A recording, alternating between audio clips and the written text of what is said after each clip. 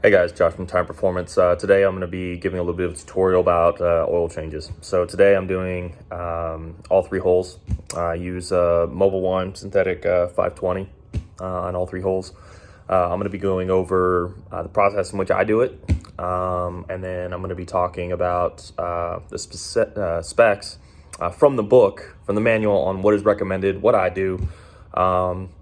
But I'm also going to give you the volume amounts. A lot of times when I see in these reviews, you're kind of at the mercy of like what the guy just says, not necessarily like what the book says. I would caution you to, if you're going to do any kind of maintenance on your bike or any kind of repairs, servicing, stuff like that, get the manual. It's expensive. It's going to take you a minute. But if you're looking to do stuff on your bike, you need to know exactly what the specs are on your bike. Take anything away from this, get the manual. It's pretty descriptive. It's very, it lays it all out in black and white. I'd highly recommend it. So this is how it is. I never let you down, I'ma shine on sight. Keep your mind on your grind and off of mine's alright, right? Hard, I'ma ball on those squares. I float in $250,000 cars everywhere I go. I know in the lead it may seem me might be, but no matter what they doing, they don't do it like me. Like a G, I hold it down for the town I'm at. In a flash like that, recognize I'm back. Strike a match, catch a fire, and moment I decide that's enough for all your life, boy, your bud just died. Step aside, super fly, took the shoes and they then exit out with all the bitches like we always do. My desire to retire, grow with every new recruit. Cause these guys just don't ride like my nigga used to. Tight jeans, funny haircuts, dancing. Okay, so keeping true to what I said, I can't tell you this enough. If you're going to do any kind of maintenance or anything like that, get a manual for your bike, okay? Other than that, like, if you don't, you're kind of at the mercy of what people are saying online. And not saying that, they're purposely out to fuck you or something like that, but some people just don't care enough, or they just put out information that they just don't. That isn't necessarily true. So to save yourself potentially some money and some heartache and some guessing, just get a manual, man. It's too easy. I look at this thing all the time, right? So right here, I'm going to tell you like what Harley prescribed or what the manual prescribes here. Okay, so replacing engine oil and filter. So after your 1,000 break-in, right, you got every 5,000 miles after that. Okay, that's when you're going to do your oil. If you go down to here, primary chain case after the first 1,000, it's every 10,000. Okay, now this is, to me, this is the most like beat up part of the bike. Okay, and that's where you can get a lot of issues if you're not staying on top of it. But it does say every 10,000 miles as per the manual. And replacing transmission lubricants are every 20,000 miles. So, you have 5, 10, and 20,000 miles for your engine, primary, and then transmission in that order. Okay. I do my oil changes are about 3,000 to 4,000. I'll do my primary every oil change. So every about 3,000 or 4,000 miles ish, I'm doing a primary change. It takes $10, and it's potentially saving you a lot of heartache with all like the abuse that primary is taking. Okay, and then your transmission says every 20,000. I'm doing mine about every 10. So I pretty much cut everything in half. Okay, that is what I do. That's not saying what you do. That's just what I do. So just so I can stay on top of it. It's only a couple bucks for oil. I'd rather be safe than sorry, and just keep my bike as ready as I can for whatever abuse I'm about to give it. All right, these are some of the basic tools that you're going to need to help you out with this. It's super simple. You don't really need a whole lot. These are just some things that like make it easier as well. Okay, so you have the primary funnel. This sits in the primary to just make it easier to pour fluids into. This is for the oil filter. Sits in there, drips out. I'll show you. You'll see that in use. It's probably the best thing that you can get. It's really cheap. Some people use just a piece of freaking cardboard. Some people use like this like foam flex stuff. Whatever. This is $10 and it works about as good as you're gonna get. It's not awesome, and you'll see why. And then just various filters or funnels that you need there. 2 torque wrenches, 1 in inch pounds, 1 in foot pounds to stay true to the manual. A 3/8 hex for the transmission dipstick. 5/8 for all 3 oil plugs for the primary tranny and main oil. Torx 27 to take off the nuts on the primary cover. And then whatever you need to take off your oil filters, okay? And then various extensions, whatever you need, extension and ratchet-wise. Okay, so now that I got the bikes all moved around, I put my bike up on the wheel chock just to help keep it upright. I like working on it like that, just because I don't have a lift yet. You don't need one. A lot of people think like, oh man, it makes life a lot easier. Man, I do it from the ground, all right? I'm still young enough to get down there and do it. So I strap it down though, so I don't have to worry about it like wiggling back and forth.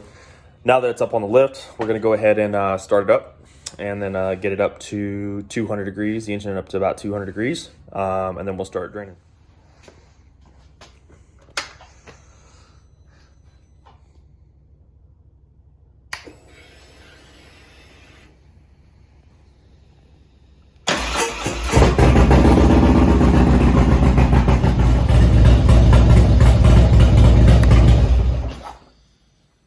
All right, so now that we got it nice and warm up to just above 200 on the engine temp, what I like to do is I just like to drain all 3 holes, get all the fluids out of it, clean everything up, and then start putting it back in. So we'll just start. So real quick while we're down here, before we start taking off bolts here, just want to identify. So the front of the bike is this way, okay? This is the front tire, back tire's back here. This right here is your main, and this right here is your transmission. And then obviously the easy one here is your primary. All right, that's just right underneath your derby cover. So primary, tranny, and then your main. All right, so what I like to do is I like to pop the caps first, or plugs rather, and then pop the caps. All right, so it builds a little bit of vacuum in there, so that way when I'm pulling that plug off, and my ventilated dipstick here, when I'm pulling that plug out, it's not as friggin' violent. So now we're gonna pop the seal here essentially. All right, and we should be able to see it come in. See, it's a lot faster. So technique, do not have to do that by no means. It's just what I do. All right, so you're gonna see, so this is my engine oil right here. It's getting close to being done. I haven't popped the filter yet. You'll see a little bit more. And this is my tranny. The oil actually looks really, really clean. And that's all right, so now I'm gonna pop the primary drain plug. See how that looks? This is the one I told you guys is probably gonna look the worst. You just got a lot of clutch dust and stuff like that. As previously stated, I change this a lot more frequently than what the manual says. I think that there's just a lot of violent stuff that's kind of going on this thing, and what I don't want to do is just leave it too dirty. Okay, so you know, some of the issues with a dirty primary is like this is where all like your starting mechanisms are, right? So if you get that buildup dust floating around your oil and it starts jamming that thing up, like it can really leave you in a bad spot, stranded. So I change this thing way more frequently than you actually need to, just for the fact that it just keeps everything clean. So I mean, this is just it takes no time and it prevents a lot of danger in the future. So I just go ahead and do it almost every oil change. So you'll see right here just how kind of disgusting this primary fluid can get. So you saw how good the tranny looked. So there's the primary, you know, little milky, still fairly clean. You can see through it still, but it's a little bit milky. And now, mind you, this is only about 3,000 miles. The manual recommends, you know, every 10,000 miles changing this. That's 3,000. All right, so after pulling the drain plug, we're gonna go ahead and take off the cover for the primary. So again, just like everything else, you know, just go in like a star pattern. Specifically, like, you know, I break everything in star patterns, and then I do the final tighten in the star pattern. Once everything's broken loose, I kind of go about there, but I just don't want it to set in any kind of weird way. So good practice is to do that. Again, and another thing I would do is I would caution you on using power tools for this. A lot of times guys will use air, or they'll use like drills or, you know, crap like that. You know, you really don't have to. You know, just use a wrench or a ratchet rather. You know, it's too many guys. What they'll do is they'll do this and then they go to rip these things off, and then it just like shears the bolts.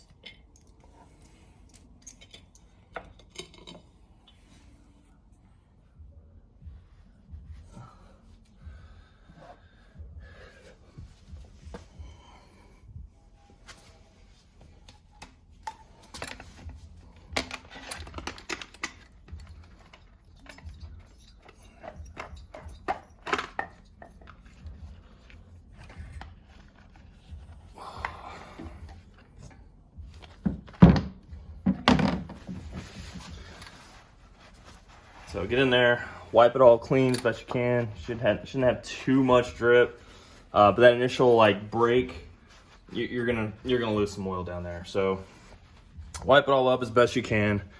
Like I said, there's no real like easy, clean way to do this. It's in a bad spot with not a lot of room to move. And the poor thing about what Harley did was everything electronic is right here on the front part of the motor. So you have all this oil that'll just drip down all over those connections. So I don't know, it's kind of a flawed system. Obviously I'm not an engineer, but I feel like there's probably better ways to do this. I'm sure that every mechanic is tired of fucking doing this stuff too. So yeah, so once that's out, give it a good wipe, take the new one. All right, slide that dude on there. Make sure it takes the threads, then give it a good spin. Now what you want to do is you want to tighten it up to where it's hand tight, plus a couple of like a quarter to a half turn. Okay, so you don't really want it like super friggin' tight. The one that was on there was on way too tight, so I tightened it way up last time. But yeah, too easy.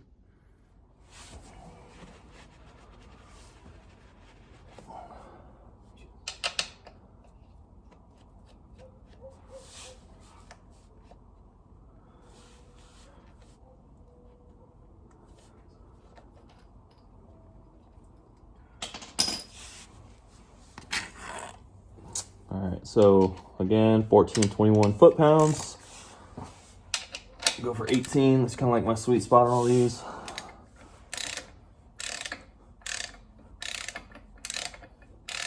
And realistically, this is just kind of like for the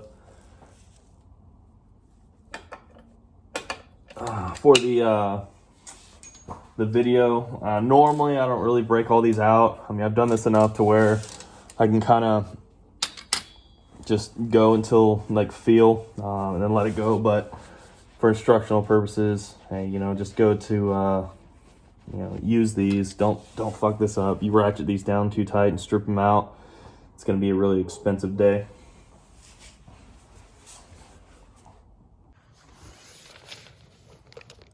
So primary chain case drain plug is 1421 foot-pounds. So all three plugs are the same, all right, 1421 foot-pounds. So again, I'll be doing it with 18 foot-pounds. Then if you look over here, the lubricant. So you have a dry fill and a wet fill, okay? So dry fill is basically you took off the outer primary and you like clean that thing out and you took all the fluids up out of there, okay? Because even when you have it on there, on this side of the primary, it dips down a little bit. So there's like a little hump right here. All right, so it's not gonna take all of the fluids out, all right? So we're not taking off the primary, we're not getting all of the fluids out of there, so it's gonna be a wet fill. So we're gonna put 30 ounces of oil into it. Now what that's gonna do is, that's our guideline. That's what we're looking at, okay? So the bottom of those two little bolts, we wanna fill it to the top of that, and that's gonna be our check. All right, so I dumped 2 ounces out of this. Like I said, I use Mobile One for all three holes. So I got 30 ounces in here. Since I'm doing a wet change, I'm gonna drop the rest of this quart in here. And my check, again, will be at the bottom of these two bolts, okay? Okay, so now that that was put up, we checked it. The fluid level is appropriate with the 30 ounces. I didn't need to add any more to it. So this is wiped up. I put a little dab of oil around this reusable seal here. And just like how we took this thing off, we're gonna put it back on, okay? So again, using the star pattern.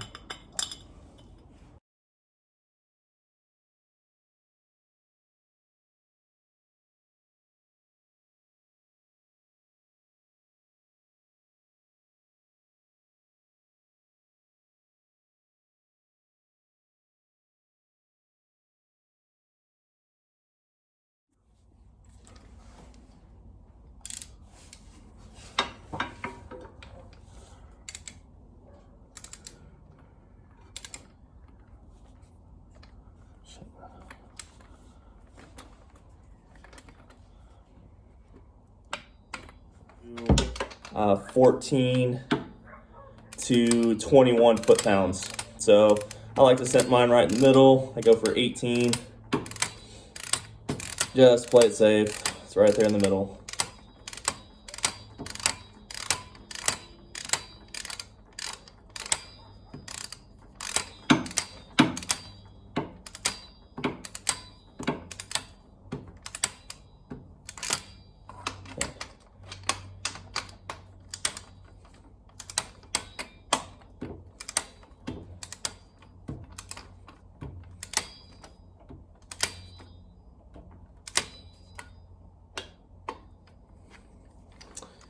Okay, so filling the transmission next, what we're gonna do is we've already got the plug in, we pulled the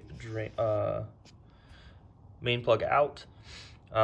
Recommendation here is to fill with 28 ounces of fluid. So we're gonna fill it up with 28 since we had plenty of time for it to drip. And then we're gonna use the dipstick right there with the fill and add line. And we're just gonna make sure the fluid is in between there when we get done.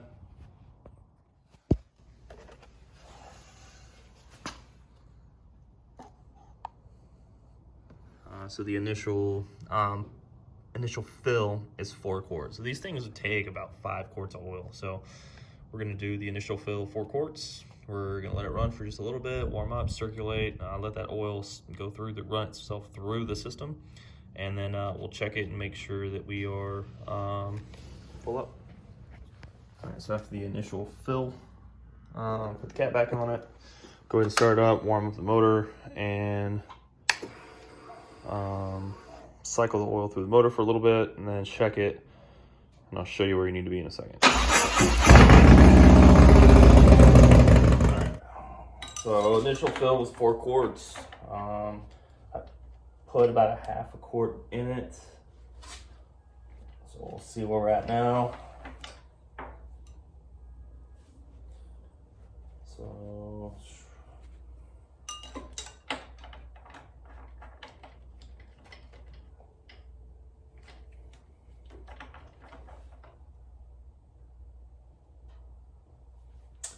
okay, so where I like to be is right in the middle of add and full. I do not like to be full because you end up getting blowback. So when you overfill, the dangers of that is that the motor's going to want to get rid of it, right? And if it's going to get rid of it, it's going to get rid of it through your intake. So a lot of times when you reach underneath it and you kind of like clean it, or if you pull this thing off and take a look at it, it's gonna be like oily. This thing will start to develop a little bit of oil in here, and what happens is after a while it'll suck that oil, or even worse, so you'll get clogged up breathers. So you get a bunch of oil in your breather, dirt sticks to it, now it's like mud caked on dirt and stuff. Or it'll start sucking into your intake, and then you just start getting less performance, stuff like that. So what I like to do is just keep them in between add and full, right there in the middle. It's not gonna hurt it, okay? These motors, the M8 motors, only need, I think, I'm probably lying to you guys, it's either 16 or 18 ounces between the two to actually sump through the system. It's a sumping system, right? So this thing could technically run on a quart of oil, okay? The problem is it's gonna overheat like crazy. So what happens is, as it's circulating that oil, all the rest of the oil's sitting in your oil pan, cooling off on the bottom of the bike, okay? And once it reaches, and then it just starts rotating that oil out to keep your motor cool. So, if I have, 5 quarts of oil in this thing, it only needs 18 quarts of oil or 18 ounces of oil to rotate through the system. All that extra oil is just sitting in there. So if I keep it in between add and full, I don't have to worry about blowback. I'm right there anyways. Like what's half a quart of oil when it really comes down to it? So if you go right at that full mark, you start, I mean, you're gonna get blowback. It just is what it is. So I just keep it just a couple notches down. Another thing I would say is with this bike, particularly if you have a lifted bike, all right, so if you lift the rear end, you lift the front, when you're on the Jiffy stand, the side stand kickstand, your lean angle's crazy, right? So I don't have the extended kickstand, and I don't have that dumb looking like little block underneath my kickstand. So my bike gangster leans like crazy, okay? So I don't check the oil on the kickstand. What I do is I have it up on the center stand here, and then on my ventilated dipstick, right? Compliments of fueling. You have two pieces here. I don't know if you see them. So one of them, this is the kickstand, and that is the upright measure, okay? So like I said, where I want to be is right in the middle-ish here on the upright, because right now it's on a center stand. So once I'm right about there, I'm good to roll, okay?